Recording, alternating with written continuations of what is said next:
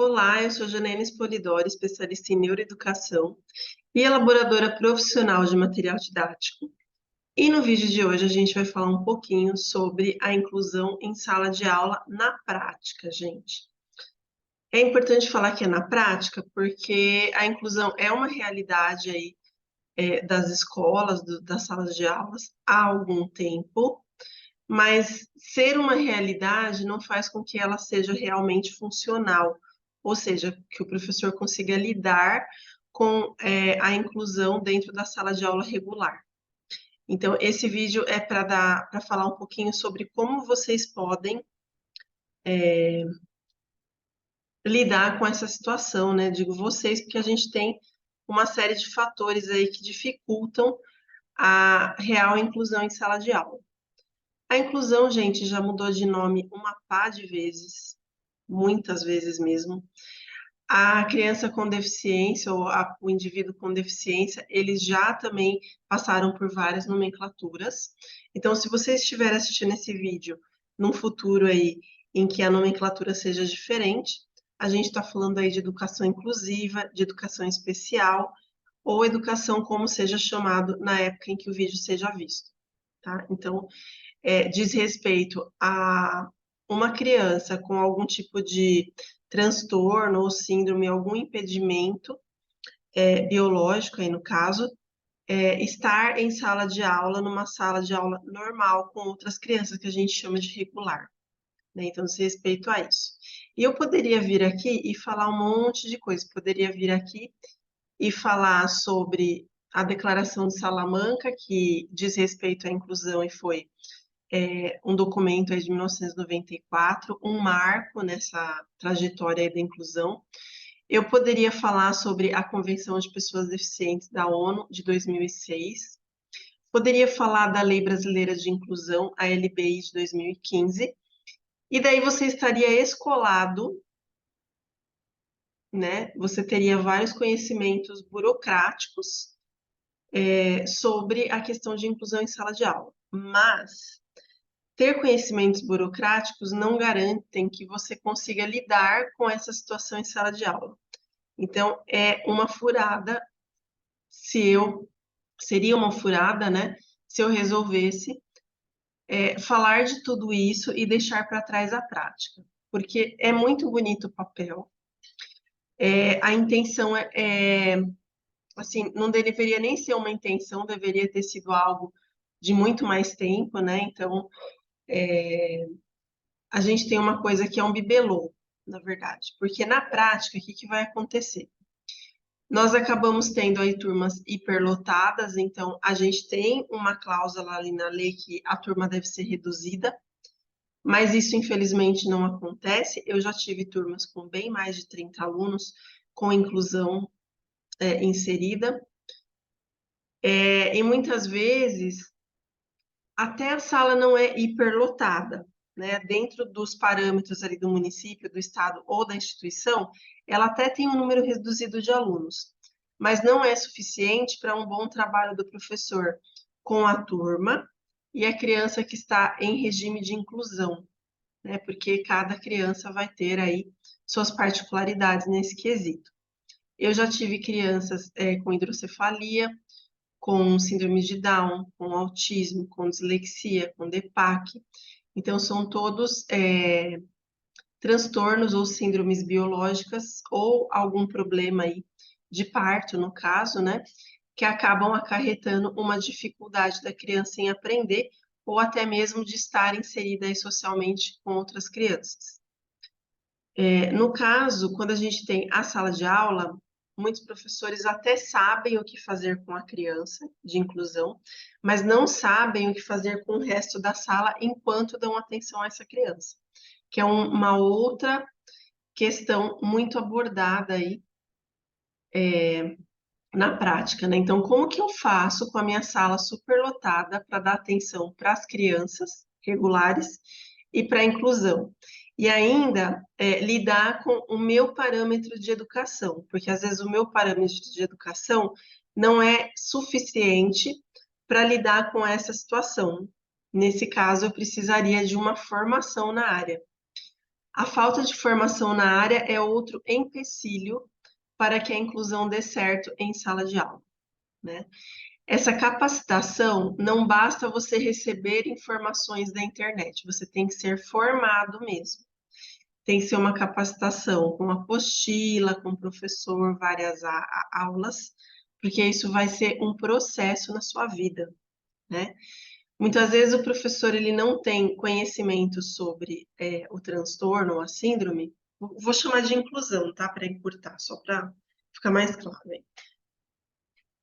O professor não tem conhecimento sobre aquele caso de inclusão. O que vai acontecer? Isso vai demandar um tempo gigantesco aí que ele não tem, porque ele tem que lidar com expectativas da escola, expectativa dos pais, expectativa dos alunos e dele mesmo em relação à sala de aula. Então, não vai sobrar tempo para fazer de última hora uma capacitação, por exemplo, eu recebo um Down, não sei lidar com Down. A minha falta de formação, o ideal seria fazer uma formação para, mas eu não tenho como, porque essa criança vai ficar um ano só comigo, né? Então eu acabo fazendo uma formação na área de inclusão. E nem sempre ela dá conta disso, né? Às vezes a formação tem um foco, por exemplo, em dislexia e DEPAC, ou se não só autismo. Então nem sempre ela vai cobrir tudo. Estou esquecendo de falar alguma coisa, deixa eu pensar o que é falta de formação. Essa falta de formação, ela também vai acarretar mais coisas. Vai fazer com que eu não saiba o que fazer com a criança e rotule essa criança com a síndrome ou transtorno que ela tem. Como que eu sei disso? Porque as pessoas entram em contato aqui com o site da loja, né, com atendimento, e pedem assim: eu tenho um aluno Down no 5º ano, quais atividades eu dou? Eu, enquanto fornecedora de produtos pedagógicos, não tenho como saber o que a pessoa dá para um Down no 5º ano, porque isso não me diz absolutamente nada. Só está me dizendo que ela tem uma criança de inclusão que está no 5º ano. Eu não sei a idade cognitiva dessa criança, eu não sei quais habilidades ela precisa alcançar, e eu não sei qual é o grau de inclusão que essa professora tem com essa criança. Se ela tem dificuldades aí de asseio, né, higiene, se ela tem dificuldades de comunicação, se ela tem dificuldades aí de lidar com as outras crianças, se ela tem algum transtorno social. Então, só o rótulo da síndrome ou transtorno não querem dizer muito do ponto de vista da aprendizagem para o professor. Ele precisa ter mais parâmetros. E a falta de formação faz com que o professor rotule a criança. Então, em vez de ser uma inclusão, acaba sendo uma exclusão. Além disso, a gente ainda tem a falta de apoio da escola. Muitas vezes a escola, se for particular, gente, nem sempre tem recursos econômicos para arcar com a inclusão. Nós temos até escolas que recusam, aí é contra a lei, mas isso existe. Não deve ser recusada a criança de inclusão. Mas às vezes a escola acaba até entrando em desespero porque ela não tem materiais ou recursos financeiros suficientes para tratar aquela síndrome em sala de aula ou aquele transtorno dentro de uma funcionalidade boa. Então, ela não tem como investir, por exemplo, em uma rampa, ou não tem como investir em um material sensorial, e daí talvez isso leve as pessoas a recusar aí as crianças na inclusão, mas isso é outra história, tá? Ah, não deve recusar. Às vezes é melhor você colocar na escola X e não colocar na Y, sabe? Porque você tem que analisar também qual é o preparo dos professores e quais são os recursos disponíveis naquela escola. Então, muitas vezes esse apoio não vai vir da escola, nem na forma de materiais e nem na forma de conselhos, digamos assim. Então, muitas vezes a gestão, né, escolar não consegue dar conta também, porque imagine você, eu já ia passar para materiais aqui que a gente já falou. Mas imagina que você vai até o coordenador e fala que ele precisa ajudar você com a inclusão que você tem nesse ano. Aquele coordenador, gente, às vezes você está numa sala de alfabetização, ele nunca alfabetizou uma criança na vida. Ele é de outra faixa etária. Vai adiantar você pedir conselho para uma pessoa que nunca passou por isso? Não vai, né? A inclusão é a mesma coisa. Às vezes você pede ajuda do diretor e do coordenador, eles podem buscar outros meios, mas eles mesmos não podem, às vezes, dar esse conselho, porque eles não têm como imaginar como é a sua vida na sala de aula, sua prática pedagógica, né? Ele não está na sua pele para sentir. Então, quem sabe das suas necessidades é somente você, enquanto profissional. Não é o outro, porque o outro vai te dar o que ele acha que falta em você, mas nem sempre é aquilo. Por isso que a gente tem que ser responsável pela nossa própria capacitação, né?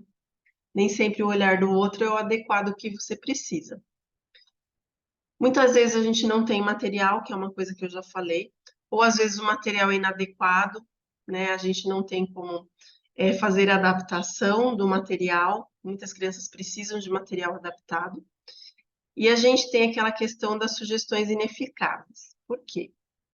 Nós temos geralmente essas crianças em um atendimento clínico, e muitas vezes a pessoa da clínica dá conselhos que não dão certo em sala de aula. Por quê? Porque nem todo profissional de clínica é antenado com a escola. A gente tem profissionais de clínica que nem sabem o que é uma BNCC, um currículo aí. Ele tem que preparar a criança para se relacionar melhor, para aprender melhor em sala de aula, mas muitas vezes ele mesmo não conhece essa realidade, né? Nem todo profissional é consciente, vale para qualquer área, não só para educação. Então, muitas vezes você recebe conselhos que, na prática, com o resto da turma, você não consegue aplicar aquilo. Você entende que aquele conselho é para aquela criança, que aquilo dá certo com a criança. Só que com mais 29 na sala, você não tem como aplicar aquela atividade, porque você não tem o que fazer com os outros, enquanto você aplica essa que está sendo sugerida. Então, nem sempre a sugestão vem assim eficaz e funcional para o que você precisa. Despejei, né, gente, problema em vocês, porque é tudo que acontece mesmo. Eu espero que você tenha se reconhecido em algumas das situações que eu citei, se não em todas, né? Porque isso acontece, foi tudo coisas que assim aconteceram comigo mesmo, né? Mas a gente tem como ajudar vocês também. Nesse momento eu vou tirar e colocar de novo, porque a gente tem um grupo que se chama Tina. Eu quero compartilhar o som também. O Tina, gente, é a turma inclusiva na aula. Ele é um grupo de WhatsApp, tá? Esse grupo, ele é um grupo estruturado, que é liderado aí pela Priscila Silva, do Inspira Lúdico, e ela tem uma vivência muito interessante e longa aí com as crianças especiais. Então, ela consegue resultados extremamente impressionantes com salas de inclusão. Então, ela faz um trabalho aí corporal e cognitivo, uma junção entre o corporal e o cognitivo, que vão fazer com que a criança tenha avanços em sala de aula. Por isso que ela está aí no TINA, liderando.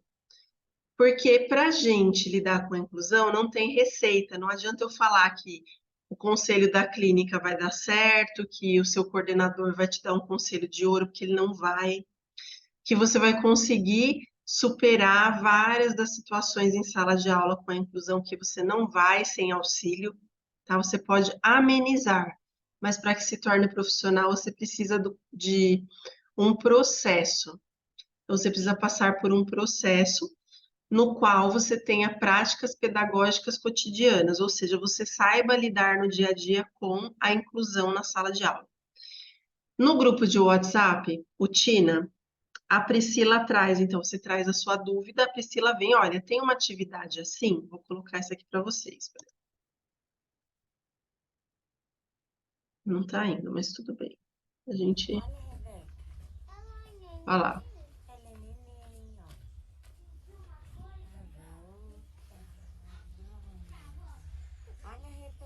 Então a gente tem uma criança com TEA, né? E a Priscila, nesse caso, ela tem que fazer uma conexão para que ela se sinta introduzida aí no grupo. No caso, o foco aqui não é a criança, é a atividade. Então, é colocado no grupo um vídeo de exemplo, né, algumas vezes, aí, dependendo da situação, E daí a Pri explica a atividade que você vai fazer com a turma. É exatamente porque a gente chama de inclusão, né? Não pode ser uma atividade que você faz separado da turma. Que às vezes a clínica dá uma sugestão que você faz da criança apartada da turma. Aí tá o erro, gente. A criança funciona junto com o restante, só que ela vai fazer de um modo diferente a atividade. Ela não vai fazer a mesma atividade como o restante da sala. Então, a gente tem momentos em que ela está inserida no contexto, e vão sim ter alguns momentos em que você trabalha só com a dificuldade da criança de inclusão, assim como você faz também com as outras crianças que têm dificuldades de aprendizagem, que não são inclusão, né? Ela também traz sugestões de material explicando como que eles funcionam. Vou colocar esse aqui do gatinho.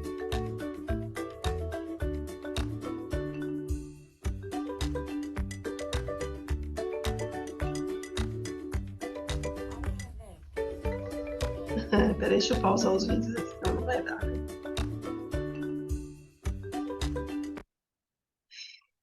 Além disso, gente, vem a explicação, né, com exemplos. Então, ela vai trazer esse daqui é o mais recente, conforme eu ia montando o vídeo, eu pedi para a Si, que é a minha assessora, me mandar coisas mais recentes. Então, esse aqui foi até de hoje, no dia que eu estou filmando aqui mesmo. Então, ela traz também, além dos vídeos, explicações em áudio, sugestões aí para vocês usarem na prática mesmo, para você conseguir entender a fundo a inclusão. E se você tem interesse em participar do TINA, ele tem um custo aí de R$14,90 por mês, mesmo porque é uma consultoria que é prestada para o grupo. E as informações são com a Cirlei pelo WhatsApp 11 98808 4676. Espero que tenha sido útil a informação para vocês e até nosso próximo vídeo aqui no canal Janaína Polidoro.